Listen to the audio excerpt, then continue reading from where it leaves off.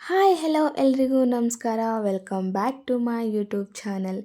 ಈಗಾಗಲೇ ಬೇಸಿಗೆ ಕಾಲ ಕಂಪ್ಲೀಟಾಗಿ ಮಳೆಗಾಲ ಶುರುವಾಗ್ತೈತೆ. ಈ ಮಳೆಗಾಲದಲ್ಲಿ ಸಂಜೆ ಹೊತ್ತಲ್ಲಿ ಬಿಸಿ ಬಿಸಿ ಬಜ್ಜಿ ಬೋಂಡ ಮಾಡಿಕೊಂಡು ತಿನ್ನಬೇಕು ಅಂತ ಯಾರಿಗೆ ತಾನೇ ಅನಿಸಲ್ಲ. ಮಿರ್ಚಿ ಬಜ್ಜಿ ಪ್ರೇಮಿಗಳು ಯಾರೆಲ್ಲ ಇದ್ದೀರಾ, ಈ ರೀತಿ ಒಂದು ಸಲ ಮಸಾಲೆ ಮಿರ್ಚಿನ ಟ್ರೈ ಮಾಡಿ. ಟೇಸ್ಟ್ ಮಾತ್ರ ಅಲ್ಟಿಯಾಗಿರುತ್ತೆ. ಹಾಗೆ ಯಾರೆಲ್ಲ ನಮ್ಮ ಚಾನಲ್ನ ನೋಡ್ತಾ ಇದ್ದೀರಾ ದಯವಿಟ್ಟು ಸಬ್ಸ್ಕ್ರೈಬ್ ಮಾಡ್ಕೊಳ್ಳಿ. ಹಾಗೆ ವಿಡಿಯೋ ಸ್ಕಿಪ್ ಮಾಡ್ದಲೇ ಕೊನೆ ತನಕ ನೋಡಿ ಹೇಗೆ ಅನ್ನಿಸ್ತು ಅಂತೇಳ್ಬಿಟ್ಟು ಕಾಮೆಂಟ್ ಮಾಡೋದನ್ನ ಮಾತ್ರ ಮರಿಬೇಡಿ. ಬನ್ನಿ ಇವಾಗ ಸೂಪರ್ ಟೇಸ್ಟಿಯಾದಂತಹ ಮಸಾಲ ಮಿರ್ಚಿ ಬಜ್ಜಿನ ಹೇಗೆ ಮಾಡಬೇಕು ಅನ್ನೋದನ್ನ ನಾನು ನಿಮಗೆ ಹೇಳ್ಕೊಡ್ತೀನಿ. ಮೊದಲಿಗೆ ನಾನಿವಾಗ ಒಂದು ಬೌಲ್ನ ತೊಗೊಂಡು ಅದಕ್ಕೆ ಸಣ್ಣದಾಗಿ ಹಚ್ಚಿಟ್ಕೊಂಡಿರೋ ಅಂತಹ ಈರುಳ್ಳಿನ ಹಾಕ್ತಾಯಿದ್ದೀನಿ. ಹಂಗೆ ಅದಕ್ಕೆ ಒಂದು ಸ್ವಲ್ಪ ರುಚಿಗೆ ತಕ್ಕಷ್ಟು ಉಪ್ಪು, ಖಾರ ಎಷ್ಟು ಬೇಕೋ ಅಷ್ಟು ಅಚ್ಕಾರದ ಪುಡಿ ಸಹ ಸೇರಿಸ್ಕೊತಾ ಇದ್ದೀನಿ. ಹಂಗೆ ಟೇಸ್ಟ್ಗೆ ಅಂತ ಹೇಳಿಬಿಟ್ಟು ಒಂದು 1/4 ಸ್ಪೂನಷ್ಟು ಪೆಪ್ಪರ್ ಪೌಡರ್ ಸಹ ಸೇರಿಸ್ಕೊತಾ ಇದ್ದೀನಿ. ಪೆಪ್ಪರ್ ಪೌಡರ್ ಹಾಕಿದ್ರೆ ಹಸಿ ವಾಸನೆ ಸಹ ಇರೋದಿಲ್ಲ, ಅದಕ್ಕೆ ಅದನ್ನು ಸಹ ಸೇರಿಸ್ಕೊಂಡೆ. ಇವಾಗ ಅದನ್ನು ನೀಟಾಗಿ ಮಿಕ್ಸ್ ಮಾಡ್ಕೋಬೇಕಾಗತ್ತೆ.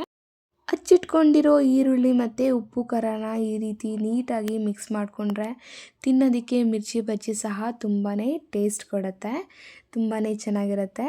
ಈ ರೀತಿ ಮಿಕ್ಸ್ ಮಾಡಬೇಕಾದ್ರೆ ಒಂದಕ್ಕೊಂದು ಎಲ್ಲ ಅಂಟ್ಕೊಂಡಿರುವಂತಹ ಈರುಳ್ಳಿನೆಲ್ಲ ಬಿಡಿ ಬಿಡಿಯಾಗಿ ಬಿಡಿಸ್ಬೇಕಾಗತ್ತೆ. ಆವಾಗಲೇ ಅದು ತುಂಬ ಚೆನ್ನಾಗಿರುತ್ತೆ. ಅದೊಂದಕ್ಕೊಂದು ಹಂಗೆ ಅಂಟ್ಕೊಂಡಿದ್ರೆ ಅಷ್ಟೊಂದು ಟೇಸ್ಟ್ ಅಂತ ಅನಿಸಲ್ಲ. ಒಂದೊಂದೇ ಬಿಡಿಸಿ ನೀಟಾಗಿ ಅದೆಲ್ಲ ಮಿಕ್ಸ್ ಮಾಡಿದ್ರೆ ಒಳಗಡೆ ಎಲ್ಲ ಉಪ್ಪು ಖಾರ ನಾದ್ಕೊಂಡು ಚೆನ್ನಾಗಿ ಟೇಸ್ಟ್ ಅನ್ನೋದು ಸಖತ್ತಾಗಿರುತ್ತೆ. ಅದಾದ ನಂತರ ನಾನಿವಾಗ ಒಂದು ಬೌಲಿಗೆ ನೀರು ಹಾಕ್ಕೊಂಬಿಟ್ಟು ಆ ಮೆಣಸಿನ್ಕಾಯಿನ ಎಲ್ಲ ನೀಟಾಗಿ ತೊಳೆದು ಸೈಡಿಗೆ ಎತ್ತಿಟ್ಕೊತಾ ಇದ್ದೀನಿ. ಈ ರೀತಿ ತೊಳೆದು ಇಟ್ಕೊಂಡಿರೋ ಅಂತಹ ಮೆಣಸಿನ್ಕಾಯಿನ ಇವಾಗ ಮಧ್ಯದಲ್ಲಿ ನೀಟಾಗಿ ಒಂದು ಚಾಕು ತಗೊಂಡು ಅದನ್ನು ಸೀಳಬೇಕಾಗತ್ತೆ. ಯಾಕಂದರೆ ಒಳಗಡೆ ಇರೋವಂತಹ ಅದು ಸೀಡ್ಸ್ನೆಲ್ಲ ಸೈಡಿಗೆ ತೆಗೆದುಬಿಟ್ಟು ಒಳಗಡೆ ನಾವು ಆವಾಗಲೇ ರೆಡಿ ಮಾಡಿ ಇಟ್ಕೊಂಡಿರೋ ಅಂತಹ ಈರುಳ್ಳಿನ ಸೇರಿಸ್ಬೇಕಾಗತ್ತೆ. ಆವಾಗಲೇ ಮಿರ್ಚಿ ಬಜ್ಜಿ ಅನ್ನೋದು ತಿನ್ನೋದಕ್ಕೆ ತುಂಬ ಅಂದರೆ ತುಂಬಾ ಟೇಸ್ಟಿಯಾಗಿ ಇರುತ್ತೆ. ಈ ರೀತಿ ಎಲ್ಲ ಒಂದು ಮೆಣಸಿನ್ಕಾಯಿ ಬೀಜನ ಒಳಗಡೆ ಬಿಡ್ದಿರ ನೀಟಾಗಿ ಸೈಡಿಗೆ ತೆಗೆದಿಟ್ಕೋಬೇಕಾಗತ್ತೆ. ಅದು ತೆಗಿಲಿಲ್ಲ ಅಂತಂದರೂ ಏನೂ ಪ್ರಾಬ್ಲಮ್ ಆಗೋಲ್ಲ. ಮೊದಲೇ ಇದು ಮೆಣಸಿನ್ಕಾಯಿ ಬಜ್ಜಿ ಅಲ್ವಾ, ಮೊದಲೇ ಖಾರ ಇರುತ್ತೆ. ಆ ಮೆಣಸಿನ್ಕಾಯಿ ಬೀಜ ಅನ್ನೋದು ಇನ್ನೂ ಜಾಸ್ತಿ ಖಾರನ ಕೊಡುತ್ತೆ. ನಾವು ಆವಾಗಲೇ ಈರುಳ್ಳಿ ಜೊತೆ ಮೆಣಸಿನ್ಕಾಯಿ ಪೌಡರ್ನ ಸಹ ಸೇರಿಸಿದ್ದೀವಿ, ಅದಕ್ಕೆ ಅದನ್ನೆಲ್ಲ ನೀಟಾಗಿ ಸೈಡಿಗೆ ತೆಗೆದಿಟ್ರೆ ಅದು ಖಾರ ಅನ್ನೋವಂಥದ್ದು ಒಂಚೂರು ಕಮ್ಮಿ ಆಗುತ್ತೆ. ನಾವಿವಾಗ ಮೆಣಸಿನ್ಕಾಯಿಂದ ಎಲ್ಲ ಬೀಜಗಳನ್ನ ಸೈಡಿಗೆ ತೆಗೆದಿಟ್ಟಾಯಿತು. ನಾನಿವಾಗ ಒಂದು ಬೌಲ್ ತೊಗೊಂಡು ಅದಕ್ಕೆ 1 ಕಪ್ ಆಗುವಷ್ಟು ಕಡಲೆ ಹಸಿಟ್ಟನ್ನ ಸೇರಿಸ್ಕೊತಾ ಇದ್ದೀನಿ. ಆ ಕಡಲೆ ಹಸಿಟ್ಟಿಗೆ ರುಚಿಗೆ ತಕ್ಕಷ್ಟು ಒಂದು ಸ್ವಲ್ಪ ಉಪ್ಪು ಮತ್ತು ಒಂದು 1/4 ಸ್ಪೂನಷ್ಟು ಅರಿಶಿನ ಸಹ ಸೇರಿಸ್ಕೊತಾ ಇದ್ದೀನಿ. ಹಂಗೆ ಇದಕ್ಕೊಂಚೂರು ಅಚ್ಕಾರದ ಪುಡಿನ ಸಹ ಸೇರಿಸ್ಕೋಬೇಕಾಗತ್ತೆ ಟೇಸ್ಟ್ಗೋಸ್ಕರ ಅಂತ. ನಿಮಗೆ ಖಾರ ಬೇಡ, ಜಾಸ್ತಿ ಖಾರ ತಿನ್ನಲ್ಲ ನಾವು ಅನ್ನೋರು ಅದನ್ನು ಹೆಂಗೆ ಸೇರಿಸ್ಕೊಳ್ಳೋಕೆ ಹೋಗಬೇಡಿ. ನಾನು ಟೇಸ್ಟ್ಗೋಸ್ಕರ ಅಂತ ಒಂಚೂರು ಹಾಕ್ತಾಯಿದ್ದೀನಿ. ಹಂಗೆ ಒಂದು ಸ್ವಲ್ಪ ಸೋಡಾನ ಸಹ ಸೇರಿಸ್ಕೊತಾ ಇದ್ದೀನಿ. ಸೋಡಾ ಅನ್ನೋವಂಥದ್ದು ಮೆಣಸಿನ್ಕಾಯಿ ಬಜ್ಜಿ ಆಗಲಿ ನಾರ್ಮಲ್ ಬೋಂಡ ಆಗಲಿ ಎಲ್ಲದಕ್ಕೂ ಸೇರಿಸ್ಕೋಬೋದು. ಸ್ಮೂತ್ ಅನ್ನೋದು ಬರುತ್ತೆ ಸೋಡಾ ಹಾಕಿದ್ರೆ. ಅದ್ರ ಜೊತೆ ಇವಾಗ ಒಂದು ಸ್ವಲ್ಪ ನೀರು ಹಾಕ್ಕೊಂಡು ಇದನ್ನು ನೀಟಾಗಿ ಈ ರೀತಿ ಮಿಕ್ಸ್ ಮಾಡಬೇಕಾಗತ್ತೆ. ನೀರು ಕಮ್ಮಿ ಆದಂಗಿದೆ, ಅದಕ್ಕೆ ನಾನು ಸ್ವಲ್ಪ ಸೇರಿಸ್ಕೊತಾ ಇದ್ದೀನಿ.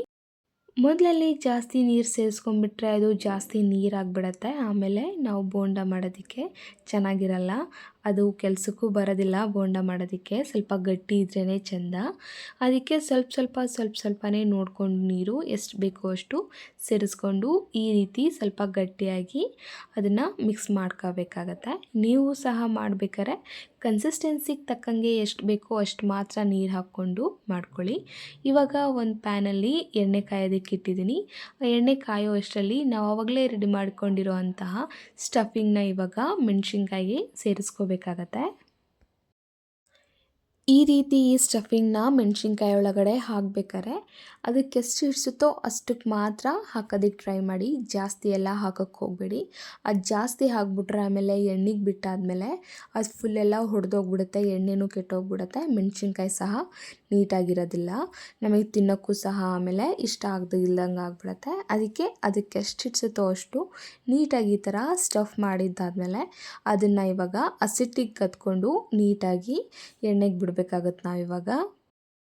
ನೋಡಿ ಹಸಿಟ್ಟು ಜಾಸ್ತಿ ಗಟ್ಟಿನೂ ಆಗಿಲ್ಲ, ಜಾಸ್ತಿ ತೆಳುಗೂ ಆಗಿಲ್ಲ, ಕರೆಕ್ಟಾಗಿದೆ. ಈ ರೀತಿ ಕಲಿಸ್ಕೋಬೇಕಾಗತ್ತೆ ನೀವು ಸಹ. ಇವಾಗ ಇದನ್ನು ಒಂದೊಂದೇ ಮೆಣಸಿನ್ಕಾಯಿ ಎಣ್ಣೆಗೆ ಬಿಡಬೇಕಾಗತ್ತೆ.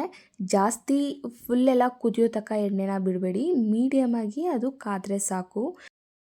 ಹೈ ಫ್ಲೇಮ್ಗಿಟ್ಟು ಜಾಸ್ತಿ ಎಣ್ಣೆ ಕುದಿಸ್ಬಿಟ್ರೆ ಅದು ಚೆನ್ನಾಗಿರಲ್ಲ, ಬೋಂಡ ಎಲ್ಲ ಕರ್ರಗಾಗ್ಬಿಡತ್ತೆ, ನಮಗೆ ತಿನ್ನೋದಕ್ಕೆ ಟೇಸ್ಟು ಸಹ ಚೆನ್ನಾಗಿರಲ್ಲ, ಒಂದು ರೀತಿ ಕಹಿ ಅನ್ನೋದು ಬರುತ್ತದು. ಈ ರೀತಿ ಗೋಲ್ಡನ್ ಕಲರ್ಗೆ ಬರೋ ತನಕ ನೀಟಾಗಿ ಸ್ಲೋ ಫ್ಲೇಮಲ್ಲೇ ಇದನ್ನೆಲ್ಲ ಬೇಯಿಸ್ಕೋಬೇಕಾಗತ್ತೆ.